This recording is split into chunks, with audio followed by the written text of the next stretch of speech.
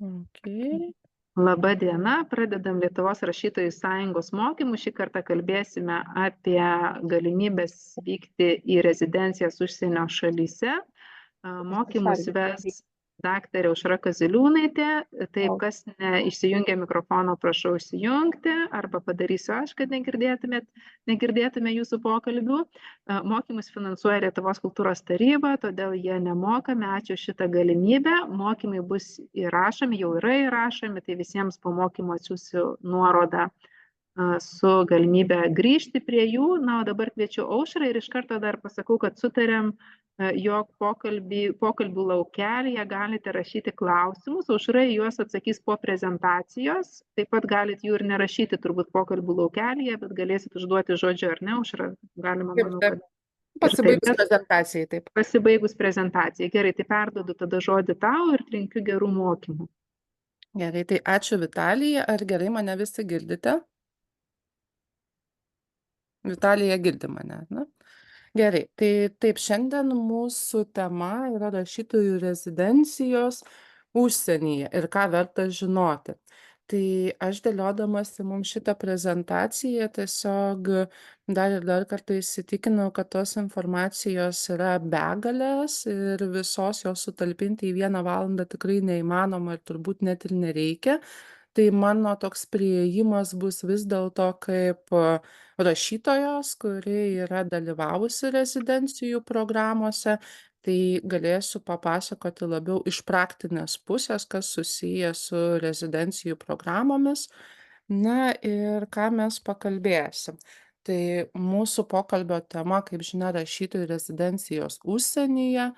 Ir turbūt daugelis iš jūsų žino, kas tai yra, bet vis dėlto na, svarbu turbūt pabrėžti yra, kad rezidencijos suteikia tą unikalią galimybę kūrėjams dirbti ir atitrūkti nuo kasdienybės, pasinerti į kūrybą ir bendrauti su kitais menininkais. Na ir kaip mes toliau mūsų pranešimo metu įsitikinsime, tai visi šie punktai yra, na, svarbus ir ne visose rezidencijose galbūt vienodai išplėtoti. Kai kur galbūt daugiau fokusas tenka būtent asmeniniams kūrybiniams projektams, kai kur vat būtent tam, bendravimui ir bendradarbiavimui su kitais menininkais. Ir, na, aš tai pati tikrai skatinčiau kuo anksčiau mąstant apie tai, kad norite kažkokią rezidenciją pasirinkti, įsivertinti, kokios rezidencijos jūs norite. Nes jeigu jūs, pavyzdžiui, norite tikrai dirbti prie savo naujos knygos ir nenorit turėti 10 renginių, pavyzdžiui, kaip man yra tekę Amerikoj rezidencijoje, turėti tokią situaciją, kai atvažiuoji su 2 kūrybiniais projektais, bet paaiškėja paskui, kad tu per tuos 3 mėnesius turi vos ne kiekvieną savaitę po kelis renginius, tai gali būti, na, tokia, patirtis, gal savotiškai ir gera, bet, na, vis dėlto neatitinkanti tam tikrų lūkesčių. Ir labai svarbu yra atkreipti tai dėmesį, nes atrodo iš pradžių, kai mes ar esam pakviečiami į rezidencijas, ar kai mes tiesiog, na, galima sakyti, laimime konkursus ar ne, patekti į rezidencijas, tai pirmasis tas impulsas žmogiškas visada yra, kad va tave priima, nori, kad ten vyktum, tai kad tu apsidžiaugi, bet reikia labai atsargiai įsivertinti, na ir prieš aplikuojantis ir gaunant kvietimą, ar tikrai to tikiesi ir ar ta rezidencija yra pati geriausia tavo tiems lūkesčiams, ir atitinka juos. Tai aptarsime, kuo naudingos, kur susirasti rezidencijas, kaip parengti tinkamą paraišką, taip pat paminėsime kelias populiariausias rezidencijos, kurios teikia pirmenybę lietuvių rašytojams.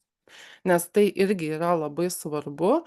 Daugelis mažiau susipažinę su rašytojų rezidencijų pasauliu galvoja, kad na štai aš vat kaip Pilypas iš kanapių, čia iš Lietuvos į bet kokią prestižinę rezidenciją aplikuosiuosi ir kad jau tikrai mano ta paraiška būtinai praeis, jeigu aš gerai rašau. ir jeigu pridėsiu gerus kūrybos pavyzdžius. Tai tikrai tų sėkmės istorijų būna ir jų gali būti, bet iš esmės, na, vis dėlto didelė dalis rezidencijų, kokios jos prestižiškos bebūtų, turi tam tikrų niuansų, kam teikia pirmenybę. Ir, na, kai kurios rezidencijos tiesiog pagal regionus teikia pirmenybes ir jeigu tu nepriklausai tam regionui, tai gali būt, kad tu dalyvauji konkurse, bet tada jau turi ten būti vos ne Bukerius, Pulicerius ir kažką laimėjęs, jeigu neturi pirmumo balo, kad ten patektum.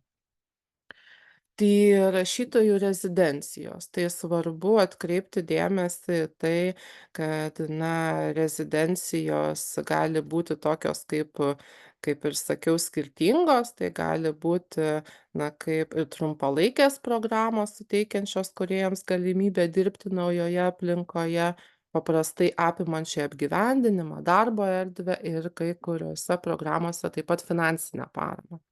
Jos gali trukti nuo kelių savaičių iki kelių mėnesių.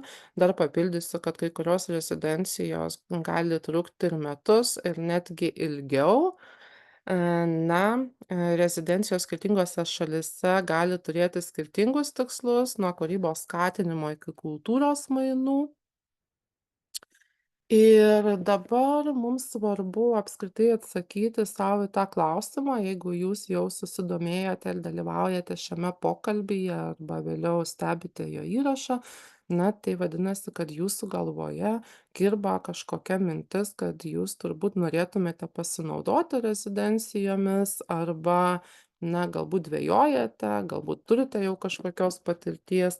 Bet, na, vat būtent svarbu irgi, kaip sakiau, atkreipti dėmesį į tuos naudos aspektus, tai ką jūs galite gauti iš tos rezidencijos ir kodėl apskritai rezidencijos kaip reiškinys yra naudingas ne tik tais pavieniams individams, bet ir apskritai, na, tokiam interkultūriniam bendravimui ir, santykiui.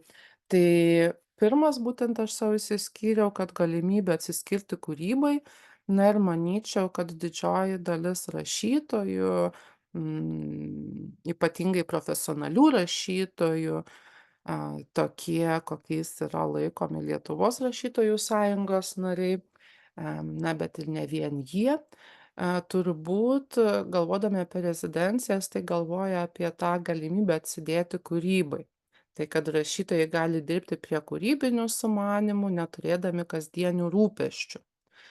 Tai šitas taip, bet, na, kai kuriose rezidencijose vis dėlto tų, kaip ir sakiau, rūpesčių ar tai nerūpesčių gali būti, tai gal nebus, kad jums reikės, na, kažkokius buitinius darbus susijusius su šeima dirbti ar kažką tokio, bet, na, gali būti, kad jūs tiesiog turėsite kai kuriose rezidencijose pareigų, pavyzdžiui, skaityti paskaitas kita kalba, arba dalyvauti renginiuose, dalyvauti diskusijose, tada galbūt kažkokį kūrybinį projektą su kitais vystyti. Tai tokiu atveju, na, gali būti tikrai ne taip lengva atsidėti tiems kūrybiniams sumanymams, tai tą reikia įsivertinti.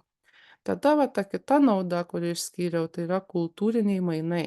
Tai galimybė bendrauti su kūrėjais iš įvairių šalių ne tik įkvepia kūrybai, bet ir suteikia progą kitų šalių kūrėjus sudominti savo šalies kultūra, menu, papročiais, istorija.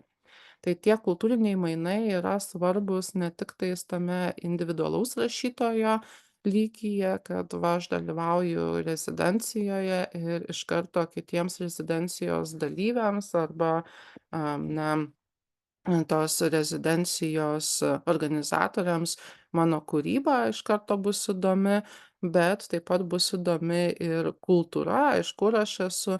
Tai kiekvienas rezidencijose dalyvaujantis menininkas taip pat yra, na, tam tikras savo kultūros ambasadorius.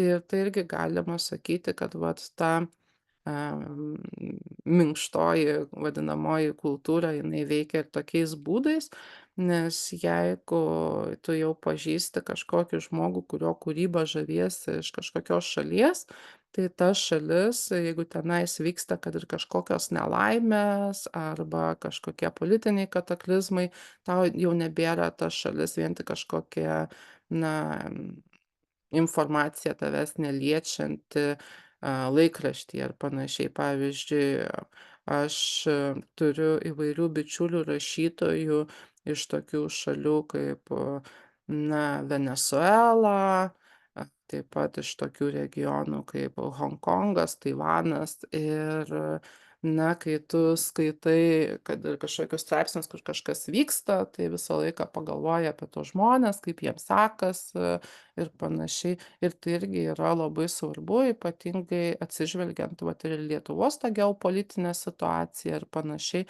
Tie kultūriniai mainai per kultūrą tikrai yra svarbus aspektas.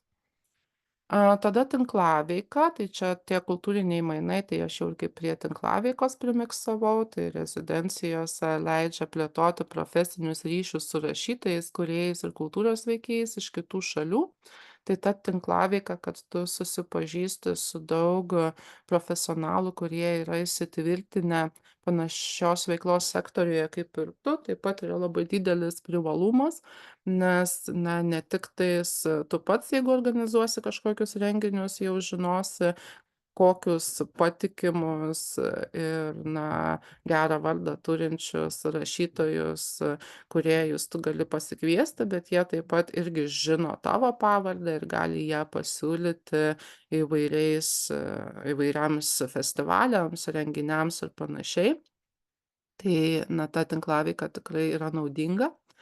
Tada kūrybos sklaida, tai daugelis rašytojų bei menininkų rezidencijų sudaro galimybes rezidencijos dalyviams pristatyti savo kūrybą vietos auditorijai.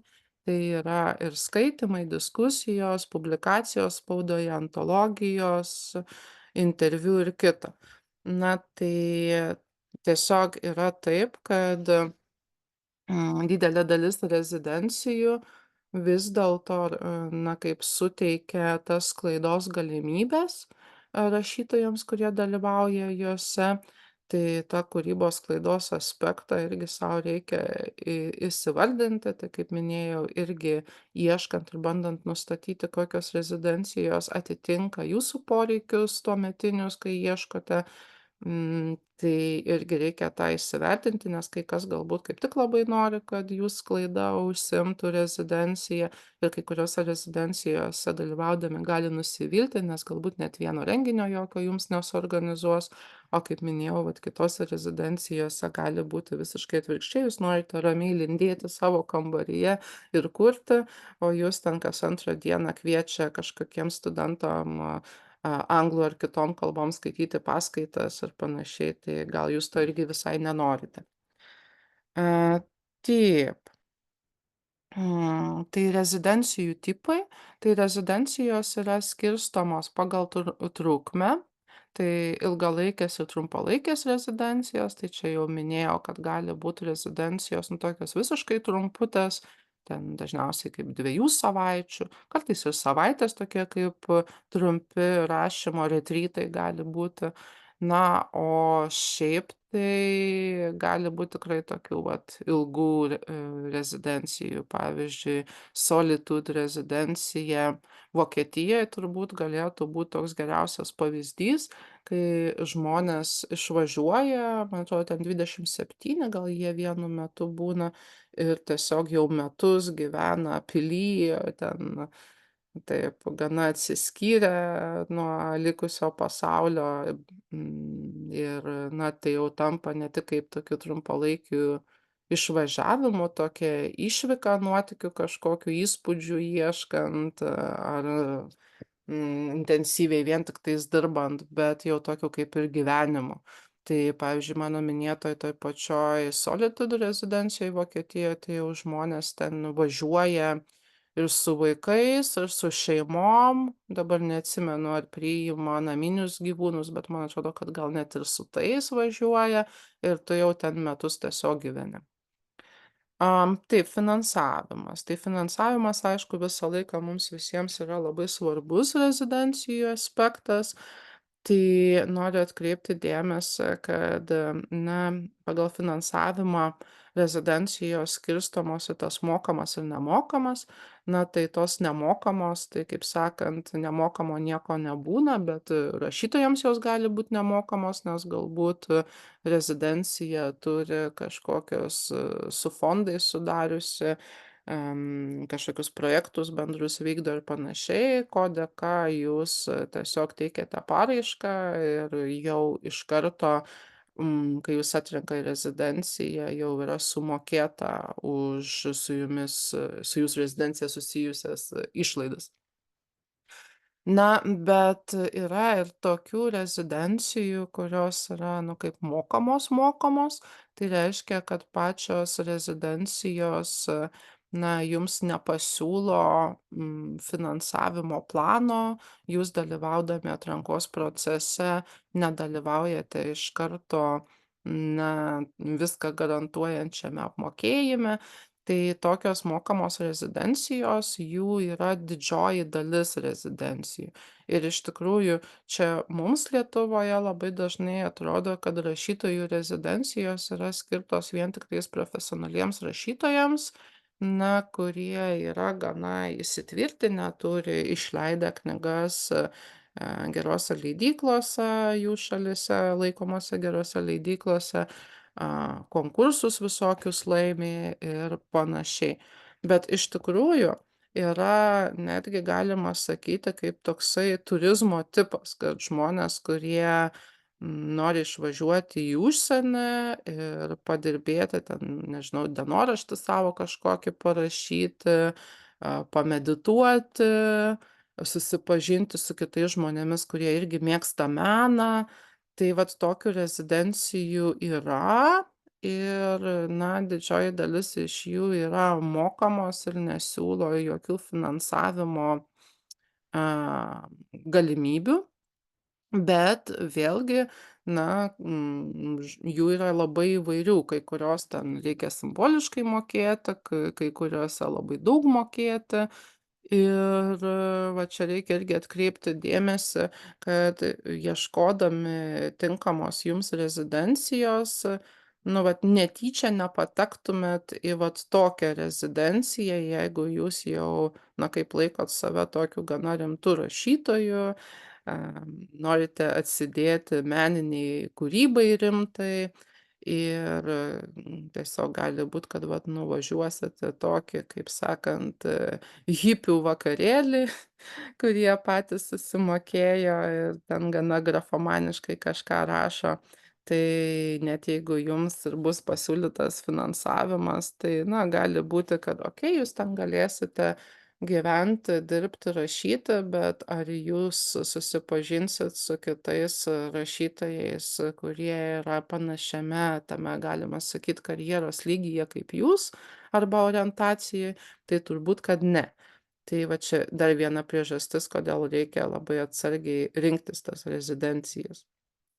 Tada pagal discipliną rašytojų rezidencijos yra skirstomos. Tai, na, kai renkatės rašytojų rezidencijas, į kurias teiksite paraiškas, tai jums reikia atkreipt dėmesį, ar tai yra vien tiktais rašytojų, vertėjų, literatūros profesionalų rezidencija, ar tai yra, na, tokia rezidencija, kur priimami įvairių sričių menininkai. Tai yra, na, atskiri pliusai, atskiri minusai.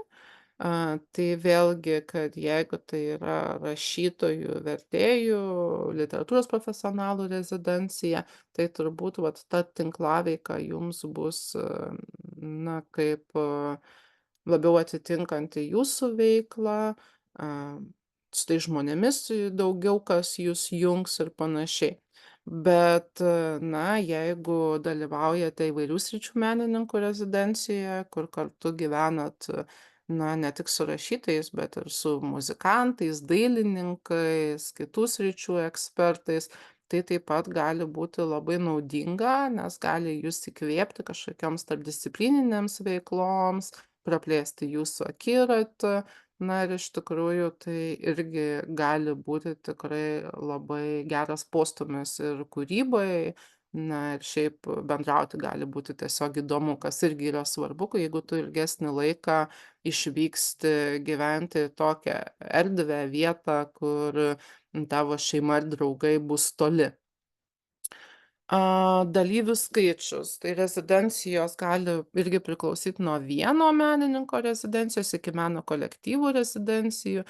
Tai čia reikia irgi turėti omeny, jeigu turit kažkokį projektą kūrybinį ir norit su daugiau menininkų, su daugiau rašytojų, su daugiau kitų tarpdisciplininių menininkų drauge vykti į rezidenciją, tai tikrai tokių galimybių yra ir vat tos kolektyvo rezidencijos irgi egzistuoja. Tada rezidentų skaičių. Mhm. Tai kartais būna taip, kad tu nuvyksti va tą tinklaveiką ir visa kita su įvairių šalių menininkais. Na, pavyzdžiui, aš dabar buvau spalį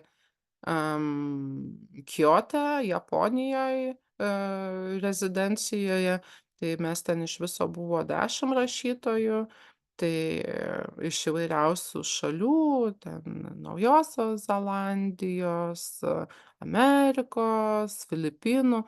Na, tai, mes nors negyvenom toj pačioj vietoj visi, bet turėjom bendrą darbo erdvę, tai ten, na, tikrai ir pabendraudavom, ir padraugaudavom, tai toks, na, tikrai tinklaveikos galimybė egzistuoja. Bet, individualioji rezidencija, kur tu tiesiog kažkur nuvyksti, vat aš dabar kitais metais, sausio, vasario mėnesį vykstu į Tartu. Tai Tartu rašytojų rezidencijoje aš gyvensiu visiškai viena, buvusiam jų literatūros muziejuj, kuris dabar yra perdarytas į rezidenciją. Tai ten tos tinklaveikos galimybių, na, taip yra, nes organizatoriai ten tave kviečia, ir siūlo kažkokias galimybes susitikti su vietos menininkais, bet vis dėlto, na, nėra tokia plati tada ta tinklaveika, nes tu tiesiog, nu, jau su vietiniais susipažįsti, o ne tai, kad vat iš skirtingų žemynų ir šalių menininkais. Tai va, čia yra mano nuotrauka iš 14 metų Ventspilio rezidencijos. Tai Ventspilis yra Latvijos miestas, miestelis kurortinis, na, ant Baltijos jūros kranto. Tai čia mano tokia viena pirmųjų rezidencijų rašytojų, kuri prieš 10 metų vyko, tai mes drauge joje dalyvavom su kita Lietuvos rašytojų sąjungos nare, puikia rašytoja, prozininkė Jurga Tumasonytė. Ir va, žodžiu, čia gal net ir jo šita nuotrauka daryta, kur aš čia kaip Miunchausenas vat skrendu ant tos pabūklo. Taip, tai ir dėl ko aš įkėliau jums tą Ventspilio vaizdelį, tai tikrai neatsitiktinai, dėl to, kad tai, na, viena galbūt galima sakyti lengvesnių galimybių, kaip Lietuvos rašytojui, profesionaliam išvykti ir rašyti į rezidenciją užsieny. Tai va čia kaip yra, kad 14 metais mano ta rezidencija buvo. Na, aš nuo 12 metų esu Lietuvos rašytojų sąjungos narė. Tai vat ta tarptautiniai rašytojų ir vertėjų namai Ventspilyje Latvijoje, tai yra ta vertėjų ir rašytojų rezidencija, kur teikia tą pirmumą Baltijos regionui ir, na, lietuviai turi papildomą galimybę gaut papildomų balų tenais, jeigu aplikuojasi, tai, na, tikrai tai yra palengvinta ta galimybė. Tai kita lietuvių rašytojams pirmenybę teikianti rezidencijų programa, tai yra Švedijoje įsikūręs Baltijos rašytojų ir vertėjų centras Visbyje, Gotlando saloje, žinote, toje didžiausioje saloje Baltijos jūroje esančioje.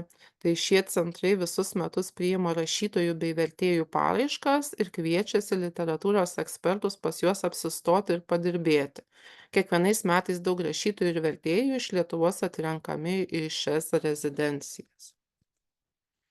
Ir va čia aš jums iš karto įdėjau, kad būtų naudinga tai praktiškai žinoti, kad nebijotumėte. Kai kas iš jūsų gal jau ten ir yra dalyvavę, bet vat kas nesat dalyvavę, kas klausotės šio pokalbio arba žiūrite įrašą, tai vat nuėję į ventspilshaus.lv puslapį, Ventspilio rašytojų rezidencijos puslapį, vat prie application form, to paraiškos formos, tiesiog jums reikia užpildyt vat tokią anketą internete. Kiekvieną mėnesį berods 10 dieną yra peržiūrimos tos visos paraiškos, kurios yra pateiktos. Na, ir tikrai lengva užpildyti šitą paraišką ir tikrai daug rašytojų yra iš Lietuvos atrenkami. Tai ypatingai jeigu jūs priklausote Lietuvos rašytojų sąjungai, tai vat tikrai verta tą irgi paminėti, tai papildomas bus jums toksai kaip ir pliusas, kuris garantuoja, kad jūs jau esat profesionalus rašytojas ir tikėtina, kad būsite čia atrinktas. Tai ką čia reikia daryti? Nu, tai be visos tos informacijos, tai reikia aprašyt darbą kažkokią veiklą, ką rezidencijos metu jūs norėsit daryti. Reikia išskirt savo svarbiausias tas publikacijas. Na ir visą laiką reikia nusirodyti jau tą laiką, kiek jūs norėtumėt būt toj rezidencijoj, tai dažniausiai ten apie mėnesį žmonės būna toj rezidencijoj ir vienu metu gyvena ten 7 dabar, jeigu neklystu, rašytojai. Bent jau kambariukai berods yra 7, vienas turbūt yra dvivietis. Tai čia mano kambarys, nebe 14 metais, o 18 metais, nes aš 2 kartus buvau toj rezidencijoj. Čia toks biškį apšniaukštas kambarys, bet kitos nuotraukos geresnės neatradau, tai va, tai galit tiesiog pasižiūrėti, kaip atrodo kambarys tarptautiniuose rašytojų ir vertėjų namuose, kai vat rašytojas čia gyvena ir dirba prie naujos knygos. Aš čia dirbau prie Jūros nėra. Kuri pasirodė tik po 3 metų, bet žodžiu, čia buvo nemažai tos knygos, kaip tokių apmatų atsirado. Tai čia yra kita nuotrauka iš Ventspilio rašytojų namų, tai būtent kaip ir minėjau, kad rezidencijos rūpinasi ta sklaida, nu tai va čia su vietos žurnaliste suorganizavo man susitikimą ir po to interviu, žodžiu, paėmė iš manęs tą žurnalistę. Čia truputį matot toks gražus vat pečiukas, malkos, tai ten toks kaip ir židinys yra bendroj rašytojų erdvėj. Tai šitą reikia atkreipt dėmesį, kai irgi rezidencijas renkatės, kad labai gerai, jeigu būna kažkokia bendra erdvė, ar tai virtuvė, ar tai valgomasis, kur jeigu daugiau rašytojų yra, kad jūs galėtumėt ir bendrauti, ir na šiaip, kad būtų ta tokia nekatroji erdvė, o ne vien tiktais, kad viešbutis ir tam pačiam aukšte visi mažuose kambariukuose gyvena. Mm. Čia va, mes vakarieniaujam kartu su rašytojais, kurie Ventspilio rašytojų rezidencijoj buvo. Ten stalas yra toks, viskas labai patogiai pritaikyta. Čia kartu su rašytojais vat joninių vainikus pinam. Na, o dabar pereinu prie kitos tokios vat anketos, tai jau mano minėto Visbyje įsikūrusio Baltijos rašytojų ir vertėjų centro. Tai va čia irgi matot, kad priklausymas rašytojų arba vertėjų sąjungoms, vat yra toks klausimas, paskui yra, žodžiu, motyvacija, kodėl jūs norit šitam centre dirbti. Tai čia galima atkreipt dėmesį, kad net ir kitose rezidencijose, kur, na, galbūt tų paraiškų formos ir kitokios šiek tiek, faktiškai visi jūsų klaus šito klausimo, tai kokia jūsų motyvacija, kodėl jūs norit būtent, na, šitoj rezidencijoj būti. Na ir taip pat didžioji dalis irgi klausia, o ką jūs čia veiksit? Tai reikia sau atsakyti tuos klausimus prieš teikiant paraišką. Publikacijas reikia surašyt, norimas datas, alternatyvias datas, jeigu tom datom būtų daugiau rašytojų, kurie nori. Short curriculum vitae, tai tą CV trumpą. Tai turėkit omeny, kad turit turėti kai kurioms rezidencijoms ir ilgą CV, kai kurioms, vat kaip šiuo atveju, ir trumpą CV, bet, na, reikia, kad jis būtų arba dažniausiai arba ta kalba, nu, į kokią šalį planuojat vykti, arba kad būtų anglų kalba. Na, kai kur gali būt ir kažkokios kitos labiau tarptautinės kalbos, bet jeigu turėsit anglų kalba išsivertę CV, na, tai jums jis tikrai pravers. Čia mano kambarys 2019 metų Liepą, būtent Baltijos rašytojų ir vertėjų centro rezidencijoje Gotlande. Matot, nėra čia toks jis labai didelis tas kambarys, bet kiek man rašytojų rezidencijų yra tekę būti, tai, na, daug kur tie kambariai nebūna kažkokie labai dideliai, labai prabangūs ar panašiai, bet jie tikrai kaip atitinka savo paskirtį, kad vat tu dirbi prie kažko tokio projekto, turi vietą gyventi, na ir turbūt to pakanka. Čia vaizdas pro kambario langą ir tas vaizdas čia yra naktį, man atrodo. Dabar neatsimenu kelintą valandą, gal kokią, 3 gali būt valandą ar panašiai, nes aš buvau apsistojusi tada, kai, na, tos, Gotlande kaip, ne baltosios naktys būna, bet, na, trumpai sutemsta. Tai va čia matosi ir Baltijos jūra, jinai matosi iš visų pusių, ten ir pro kitus langus yra, kur ir katedra Visbio senoji matosi, tai iš viso toks gražus vaizdas. Čia mes vat valgom šaltibarščius ir sėdim su rezidencijos dalyviais.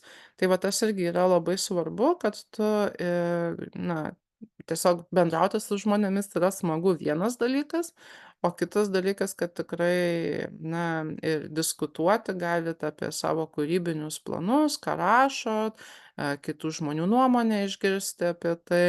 Taip pat sužinoti ir apie kitose šalyse vykstančias galimybes, ten geras rezidencijas, festivalius ar dar kažką irgi galima bendraujant vat su rezidencijose viešinčiais kitais rezidentais. Tai mes čia bendravom, aš tiesiog pakviečiau rezidencijos kitus dalyvius į vakarienę ir pagaminau visiems šaltibarščių su bulvėm ir, na, didžioji dalis iš jų, man atrodo, gal net visi pirmąkart valgė šaltibarščius, tai visiem buvo labai smagu. O kiti rezidencijos dalyviai ten savo kažkokius irgi tradicinius patiekalus kitom dienom ruošdavo. Tai yra labai, na, paprasta ir miela. Čia mes vat jonines kartu švenčiam. E, jo, tai kodėl aš čia tiek daug vat tų ir nuotraukų įkėliau? Čia irgi matot, kad vat yra kaip bendras valgomasis ta erdvė ir virtuvė yra, kur galite maistą gamintis. Tame Gotlande esančiame centre. Tai dabar kaip apie tą finansinę dalį irgi kalbant, tai Gotlande šitas esantis centras, tai jus priima gyventi, bet neapmoka jūsų kelionės ir nemoka jums stipendijos. Išimtis yra, žodžiu, jauniems rašytojams berods, nes bent jau kurį laiką buvo susitarimas, kad tokie visiškai jauni pradedantys rašytojai ten 1 ar 2 vietas gal kažkokią stipendiją jiems gali skirti, tai iš Lietuvos irgi yra keli tokie išvykę. Čia daugiau jums galbūt papasakoti galėtų kitas Lietuvos rašytojų sąjungos narys Marius Brokas, kuris vat būtent šitame centre Baltijos toj asamblėjos taryboj buvo, gal ir vis dar yra, nežinau. Tai va, o prieš tai mano minėtas Ventspilyje įsikūręs centras, tai jie duoda tokią kaip mažą stipendiją ten kažkur 700, 300, nu žodžiu, kur ten dalį to tu turi sumokėt už kambarį ir paskui tau ten lieka kokių gal porą šimtų kažkas tokio, nu, savo išlaidoms. Išimtis kartais Ventspily irgi jie dalyvauja Nordic Point programoje, tai Nordic Culture Point programa remia mobilumą tarp Baltijos ir šiaurės šalių. Tai, na, kadangi Baltijos šalys, vat yra čia Lietuva ir Latvija, tai, na, kartais gali būt ir didesnė ta stipendija, tai man atrodo mano berods buvo kažkiek didesnė tais 18 metais, kai dalyvavau. Tai vat būtent irgi dėl to, kad, kaip minėjau, prioritetas tam regionui, kuriame rezidencija vyksta. Tai pavyzdžiui, mums yra žymiai lengviau kaip Lietuvos rašytojams patekt, didesnė tikimybė į šitas rezidencijas Baltijos regione, negu jeigu sugalvotume Balkanuose kažkur rašyti tą paraišką. Kitas svarbus aspektas. Mes taip pat žinot, kad Vilnius neseniai tapo UNESCO literatūros miestų tinklo dalimi. Tai Vilniui tapus UNESCO literatūros miestu, miesto rašytojams atsirado galimybė dalyvauti UNESCO literatūros miestų tinklui priklausančių miestų organizuojamose rezidencijose. Įprastai miestai skelbia kvietimus viešai, bet pirmenybę teikia UNESCO literatūros miestų rašytojams. Tai reiškia, na, kad jūs turėsit pirmenybę dalyvaudami šitose UNESCO miestų kvietimuose rezidencijų dėl to, kad jūsų miestas, jeigu jūs esat Vilnietis, gyvenat Vilniuj, yra įtrauktas į šitą tinklą. Kai kurie šiaip jau akcentuoja, kad nebūtinai tie, kurie gyvena, bet kurie turi sąsają su Vilniumi. Tai gali būt, kad jūs gal gyvenot, baigėt mokslus čia, arba rašėt apie Vilnių, nu, tai tada irgi gali būt, kad jus užskaitys irgi, kad vat jūs čia kaip su Vilnium turit sąsają. Tai šiuos kvietimus Vilnius UNESCO literatūros miestas skelbia savo socialiniuose tinkluose, tai čia verta pasekti. Taip pat informaciją galima rasti UNESCO literatūros miestų tinklo svetainėje citiesoflit.com. Tai va čia šitą svetainę nuėję galit tuos šaukimus rasti. Taip, ir man atrodo, kad visiems, kurie čia manęs klausosi, taip pat yra svarbios tos, na, tikros galimybės. Tai aš dar pasikonsultavau besiruošdama šios dienos užsiėmimui su UNESCO literatūros miesto darbuotojomis. Tai Marija Mažulė, kuri dirba literatūros mieste Vilniaus.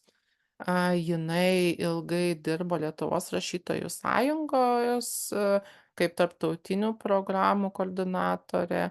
Tai žodžiu, vat į Mariją ir jūs tikrai drąsiai galite visi kreiptis dėl konsultacijų susijusių su UNESCO tuo miestų tinklu.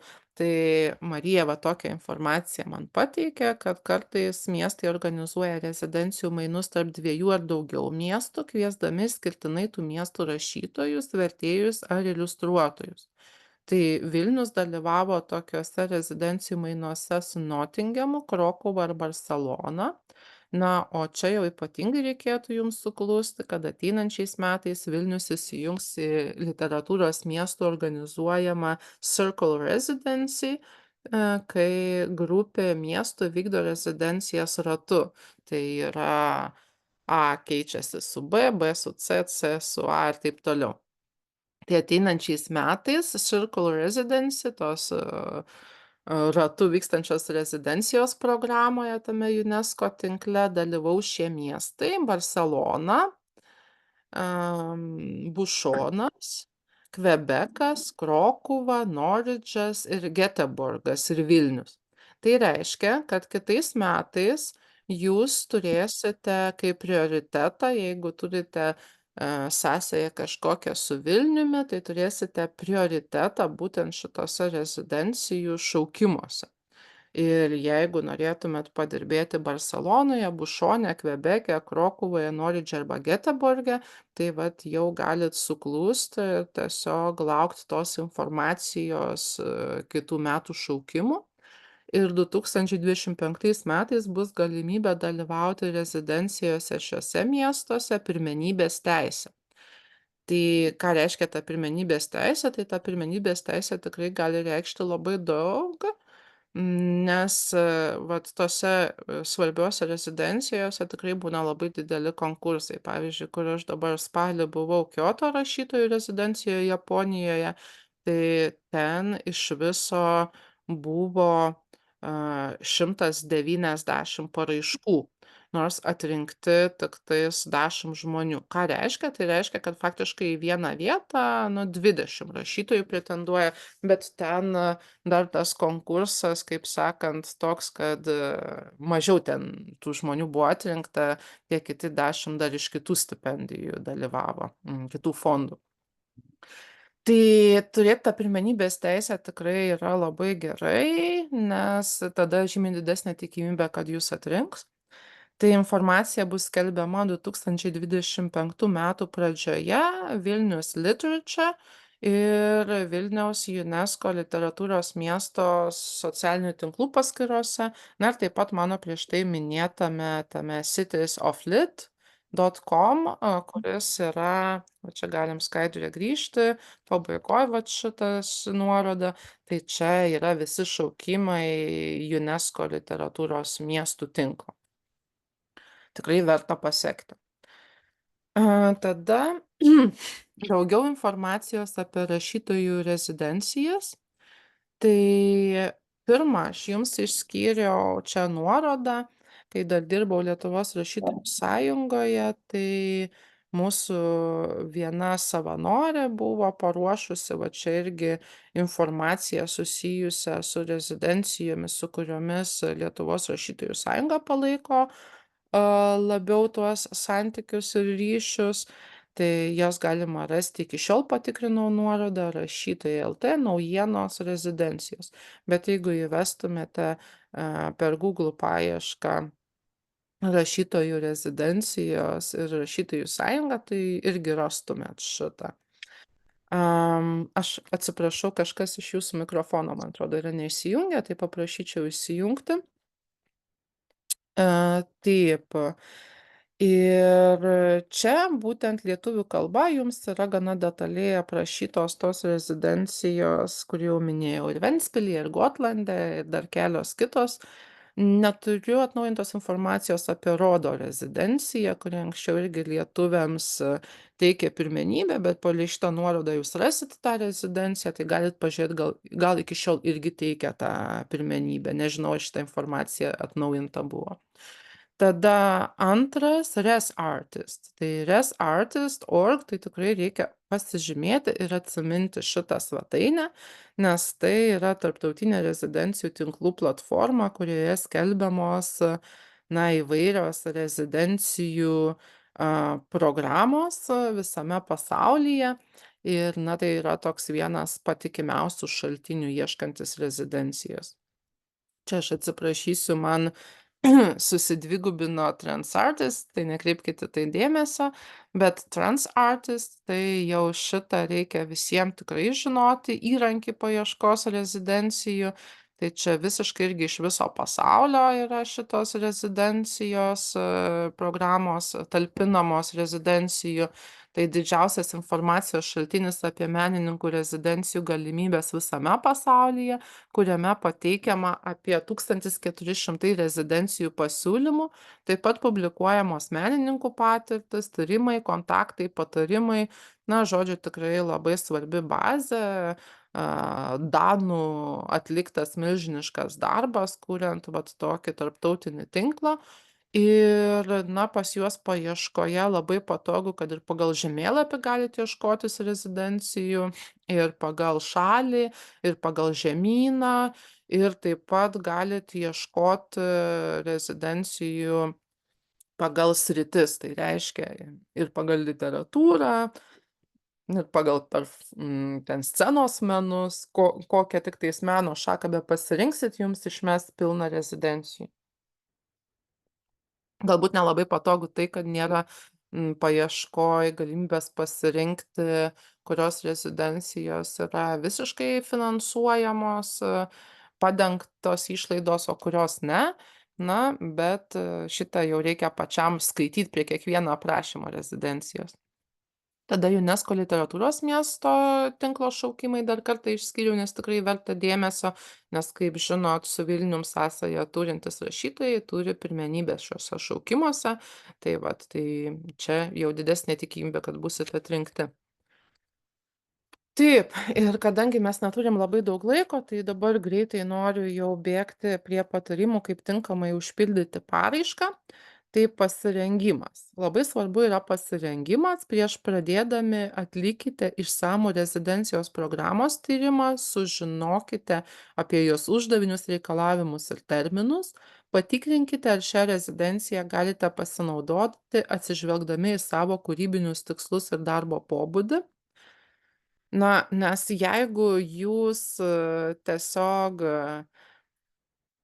kad ir užpildysit ir net netyčia laimėsit kažkokį konkursą ir panašiai, bet jis neatitiks jūsų kūrybinių tikslų ir darbo pobūdžio, tai gali būt, kad jūs tiesiog keksitės toj rašytojų rezidencijoj vietoj to, kad turėtumėt gerą patirtį.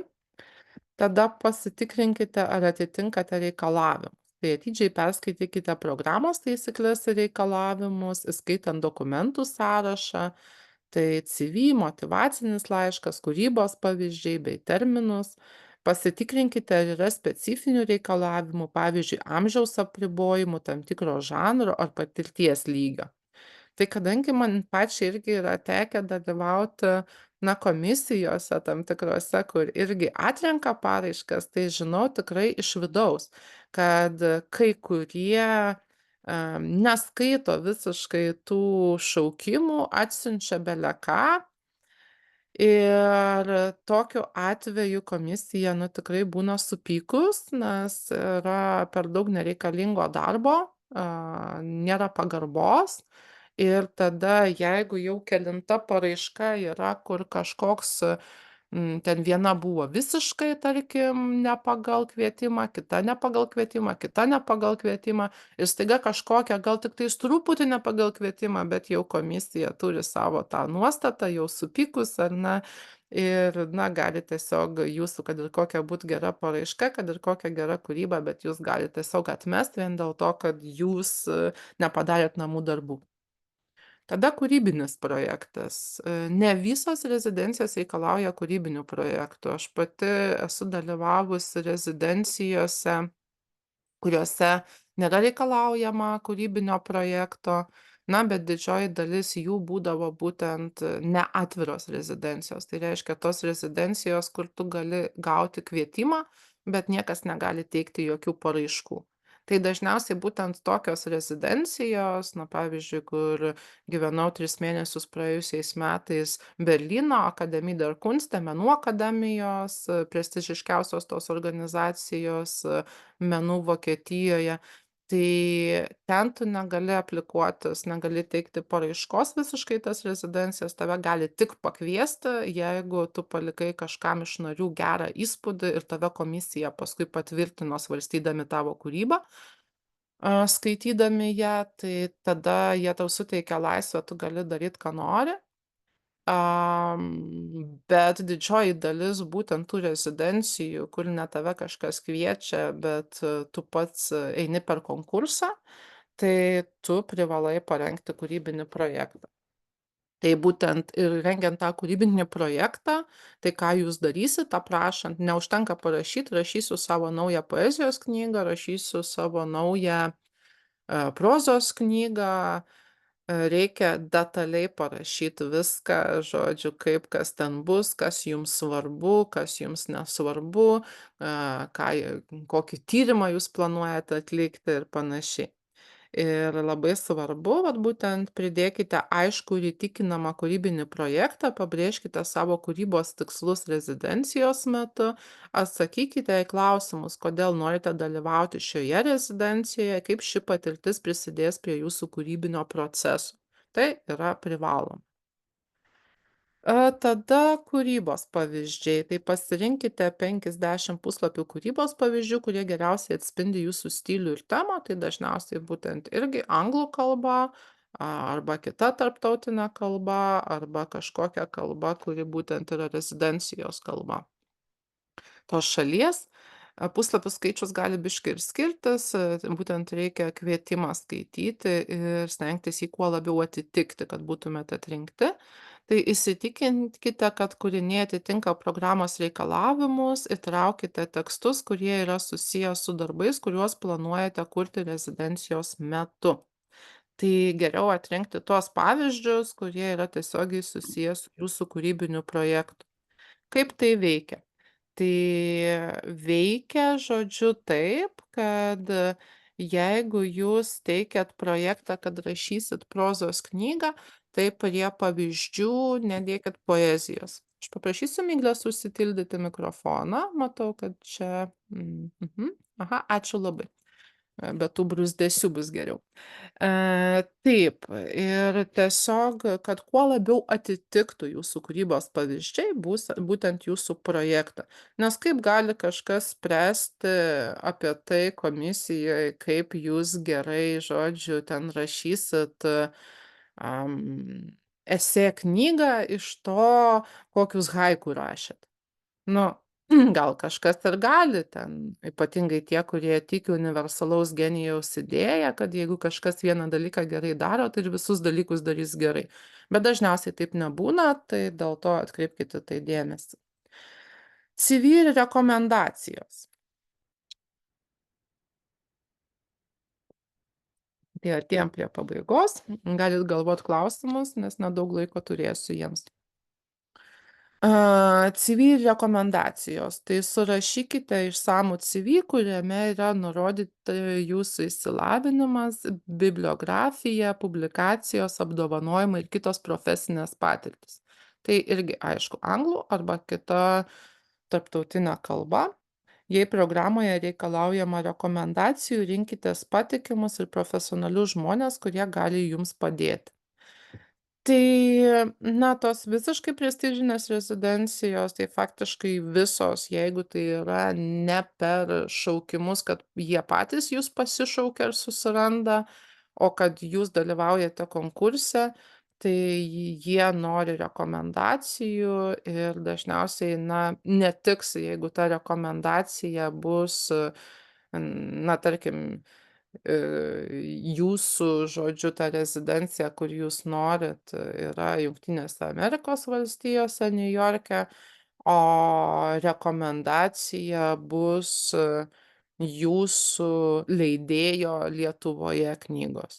Na, gal ir geriau negu nieko, bet geriausias variantas tai būtų tada iš karto ieškot žmogaus, kuris mėgsta jūsų kūrybą ir kuris būtent yra žinomas toje šalyje, tame mieste, toje sferoje, būtent kur jūs teikiat tą, tai tokiu atveju reikėtų pasižiūrėti, gal jūs pažįstat kažkokios Niujorke institucijos, žodžiu, kažkokį gana garsų literatūros lauko veikėją ar panašiai.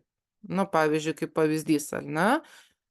Jeigu aš teikčiau dabar kažkur Niujorke ten kokiai nors rezidencijai, tai veikiausiai paprašyčiau rekomendacijos iš Poets House, nu, tokios prestižinės geros vietos, kur poezijos renginiai vyksta, kur man yra tekę skaityti savo kūrybą prieš tai, tai turbūt paprašyčiau direktorės tos rekomendacijos vietoj to, kad prašyčiau čia Lietuvoj savo leidėjų rekomendacijas. Tai va tas irgi aspektas labai svarbus yra. Tada prieš pateikiant paraišką. Prieš teikdami paraišką kruopščiai peržiūrėkite visus dokumentus, kad išvengtumėte klaidų, pasitikrinkite, ar pateikti visi reikiami dokumentai ir ar paraiška buvo tinkamai užpildyta. Ir paskutinis finansavimo galimybės, tai rezidencijos siūloma stipendija, kaip minėjom, gali būti finansavimo galimybė, tada rezidencijų siūlomi fondai, tai rezidencijos pačios gali būt, kad jos, nebendradarbiauja atskirai su tais fondais, bet gali jums atsiųst, kai jūs paklausit jų, kaip manot, kaip aš galėčiau padengt šitas išlaidas, tai gali pasiūlyt jums kažkokį fondą, į kurį kreiptis. Tada asmeninės lėšos, tai kaip minėjau, daug tų visokių tokių rezidencijų kaip turizmo galimybių, kur tiesiog jūs savais pinigais mokat. Ir tada Lietuvos kultūros tarybos individualios ir mobilumo stipendijos. Tai, na, jeigu jūs nusimanot, kad rašysit kažkokią knygą ir jeigu teikiat paraišką individualiai stipendijai, tai dalį tų pinigų galit patys tiesiog panaudoti paskui savo kažkokiai rezidencijai. Mobilumo stipendija. Tai mobilumo stipendija jinai nėra teikiama Lietuvos kultūros tarybos, tam kūrybiniam projektam, bet jeigu jūsų tas mobilumas rezidencijos įtraukia ir tinklaveiką ir panašiai, tai galbūt mobilumo stipendija irgi gali būti kaip tasai įrankis, kuriuo galėtumėte finansuoti, savo rezidenciją. Ir paskutinis įtraukiau, tai Nordic Culture Point ir kiti fondai, priklausomai nuo pasirinktos šalies ar žemyno, į kur vykstama. Tai Nordic Culture Point, tai čia būtų toks labiau kaip yra atskiri šaukimai tiems, kurie nori kažkokias programas daryt patys, tai va ten aplikuojasi ir rezidencijos, bet yra įvairūs irgi su mobilumu susiję šaukimai, tai jie nebūtinai rezidencijas padengia, bet gali padėti jums padengti, na, keliones, bilietus ir panašiai, jeigu jūs su kažkuo tinklaveikoje ir panašiai susitiksit tenais nuvykę, į kažkokias Šiaurės ar Baltijos šalis ir paskui jūs gal ir rezidenciją galit ten turėt, nors nebūtinai iš to dengiatės rezidenciją. Tai va, tai iš mano pusės būtų tiek, galit paklaust. Mhm. Tai aš maždaug 5 minutes turiu dabar. Taip, Aušra, aš matau mūsų langelyje pokalbių klausimą. Skaitau dabar garsiai. Rezidencijos dar nepublikuotiems, tai yra pradedantiesiems rašytojams. Ar turite rekomendacijų? Taip pat, ar yra rezidencijos, kuriuose daugiau galimybių Baltijos regiono jauniesiems rašytojams? Tai, man atrodo, kažkiek atsakei, bet gali dar patikslinti. Tai man atrodo, kad aš viską atsakiau su tuo susijusi. Tai būtent tos dvi rezidencijos, kurias paminėjau, tai yra tos rezidencijos Ventspilio rezidencija ir Gotlando rezidencija, jos abi, na, pirmenybę teikia būtent Baltijos regiono rašytojams, o taip pat, jeigu yra sąsajų su Vilniumi, nebūtinai gyvenant Vilniuje, bet galbūt rašant, baigus mokslus Vilniuje ir panašiai, tai būtent yra ta geroji naujiena, kad mes esam UNESCO literatūros miestų tinklo dalis, tai tiesiog prašom sekti citiesoflit.com, tą, žodžiu, linką, nuorodą svetainę ir ten visiškai visi šaukimai šito tinklo būna. Ir čia gal vat Vitalija galėtų pasitikslinti, kaip vis dar yra, nes aš rašytojų sąjungoje nebedirbu, tai nežinau, kaip dabar tai vyksta, bet kadangi Lietuvos rašytojų sąjunga